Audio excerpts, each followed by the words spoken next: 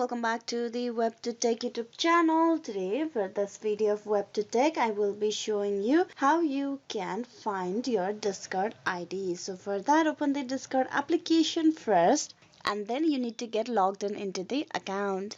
Now once you have been logged in into the account, you need to tap on the profile icon on the bottom right, tap that. And here on this profile page, you need to tap on the three dotted horizontal lines on the top right corner, tap that, and it will give you this option of copy ID. You copy this ID, tap that over here. That number, that 18-digit ID will be the user ID of your Discord account. So this is how you can find your Discord ID. Hope this video was useful. Please like and subscribe the WebToTech YouTube channel. Thank you for watching till the very end.